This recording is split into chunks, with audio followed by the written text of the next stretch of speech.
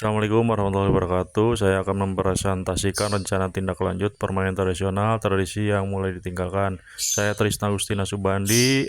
Saya dari SMA Negeri 2 Cikampek, Desiminasi PKG PJOK BBGP Jawa Barat.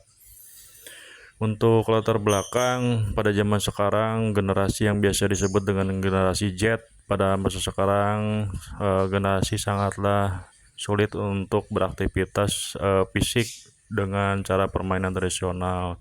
Nah, dikhawatirkan kalau misalkan terus-menerus akan menghilangkan budaya tradisional kita. Maka dari itu, saya dalam pendidikan jasmani olahraga, kesehatan merupakan bagian integrasi dari pendidikan.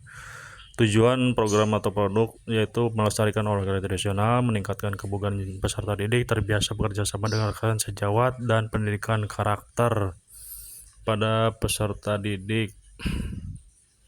Untuk capaian yang diharapkan yaitu melestarikan olahraga tradisional di kalangan peserta didik, mempertahankan, meneruskan berbagai bentuk permainan tradisional yang ada di berbagai daerah, mengajarkan permainan tradisional pada peserta didik, dan mendorong peserta didik dapat aktif berpartisipasi dalam kegiatan ini.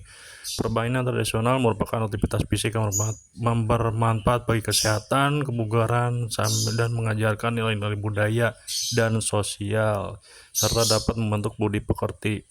Untuk struktur program dan mitra, yang pertama jenis kegiatan kokurikuler di luar jam pelajaran, sasaran peserta didik kelas rendah sampai kelas atas, lini masa sosial program 8 November 2024, masa pembiasaan setiap Jumat.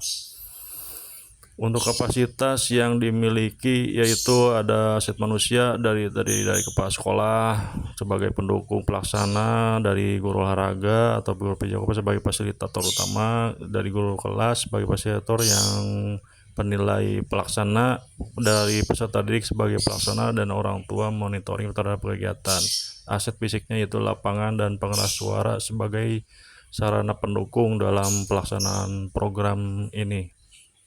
Rencana evaluasi, yang pertama evaluasi secara menyeluruh dilaksanakan setelah pelaksanaan selesai.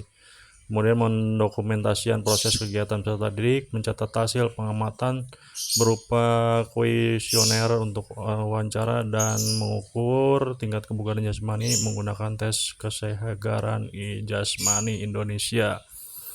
Diharapkan apa saja yang menjadi kekurangan atau kelebihan itu dievaluasi. Untuk kemungkinan tantangan, yang pertama faktor dari cuaca, hujan atau panas terik, kegiatan ke sekolah yang bentrok, karena dilakukan pas hari efektif, dan kelas meeting. Kemudian evaluasi dan umpan balik, memberikan evaluasi yang efektif dan memberikan umpan balik yang konstruktif kepada setiap peserta. Ini adalah dokumentasi sosialisasi saya terhadap komunitas belajar yang ada di sekolah saya.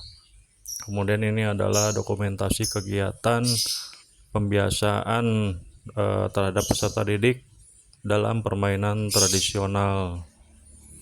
Terima kasih atas perhatiannya. Wassalamualaikum warahmatullahi wabarakatuh.